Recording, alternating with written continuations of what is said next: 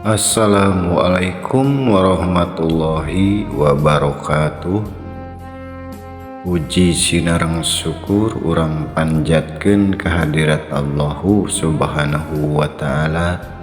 Shalawat sinareng salam anu salawas nangucur kajungjunan urang sadayana, junjunan Rasulullah Muhammad sallallahu alaihi wasallam. Urang bahas dina perkawis ulil amri minkum. Ulil amri minkum anu ditegeskeun dina Quran nyaeta wa atiullaha wa atiu rasul wa ulil amri minkum. Janten urang kedah patuh ka Allah, patuh ka Rasul, patuh ka ulil amri. Janten ulil amri di dinya teh nyaeta guru. Di zaman kapungkur disebatna para nabi dohirna, tah di zaman ayeuna disebatna ulama pewaris nabi, ta eta nu disebat ulil amri teh. Janten sanes lurah, sanes camat, sanes presiden, tapi ulil amri teh nyaeta anu mingpin sadunya eta. Sareng mung aya hiji-hijina janten eta anu wajib dituturkeunana ku urang anu ditegeskeun dina Quran mushaf.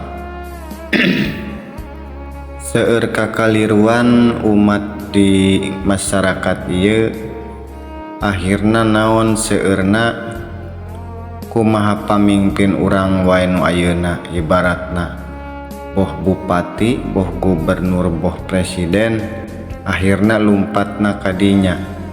Sedengkeun ulil amri mah nyaeta anu nyandak agama, anu nyandak tali wasilah ke alam dunya, anu nyandak nur Allah, anu nyandak cahayana ke alam dunya ieu supados umat tiasa munajat, tiasa aya hubungan sareng Allah.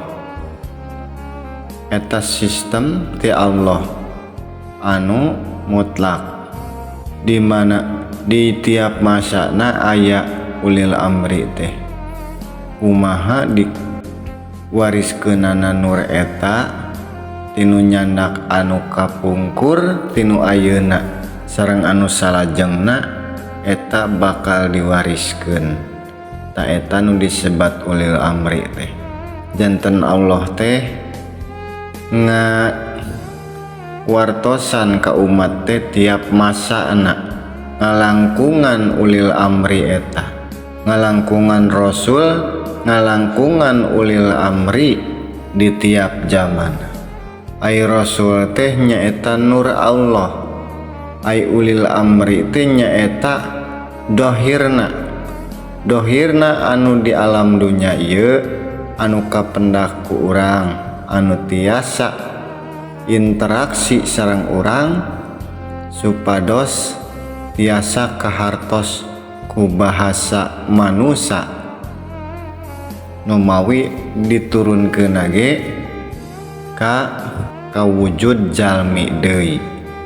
Soal lamun eta nur eta diturunkeun kana tatangkalan bade kumaha ngadugikeunana, bade kumaha nyariosna, atanapi didugikeun ka gunung ka laut ka naon bae urang bakal bingung teu tiasa nyarios bahasa jalmi. Perkawis seueur kaributan di masyarakat urang marebutkeun pamimpin di pamarentahan. Akhirna naon lumpatna demo tea, naon tea silih serang sabab teu tarima ti golongan anu jeung ti golongan anu sanesna deui. Sedangkan ulil amri mah mimpin umat sadunya.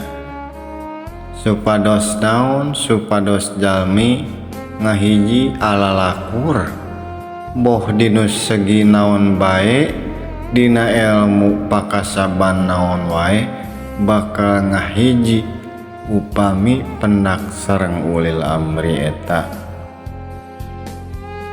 katetepan ti Allah anu teu tiasa diganggu gugat ku keyakinan manusia. Sabab kesalahan kakaliruan manusia mah leuwih percaya kana keyakinanana daripada kana Quran hadisna, kana Injil, kana Tauratna. Janten anu dibahas kusim abdi teh sanes anu ngaku Islam wae, anu Nasrani, Hindu, Buddha oge eta kusim kuring karangkul. Janten seseueurna 88,8% jalmi leuwih nuturkeun kana keyakinanana, tapi ngarasa parantos mangeran kanu dipercayana, ibaratna ka Allah lamun dina anu ngaku Islam mah. Umat Nasrani kitu ngakuna parantos mangeran ka Allah anu disebat nate ya. Sok mangga bae lamun jalmi diasongan ayat-ayat Allah, lamun henteu luyu sareng kahoyongna pasti ditolak. Manehna milih kana keyakinanana, sanes milih kana aturan Allah. Rek nepi kumaha ka Allah, ari aturanana ku urang ditolak. Memeh dugi ka Allah teh urang kudu nuturkeun aturanana, eta pasti dugi ka Allah. Tapi manusia leuwih milih kana keyakinanana. Jadi tibalik jadi ayat anu kudu nuturkeun kana keyakinanana. Urang wajib mawas diri kalebet kasim kuring anu ngadugikeunana. Da sim kuring mah sanesna naon mung kaamanahan piwarang ngadugikeun ieu kabar di zaman ayeuna kacida pabaliutna kasalahpahaman rekawis agama. Wabillahi taufiq wal hidayah. Wassalamualaikum warahmatullahi wabarakatuh.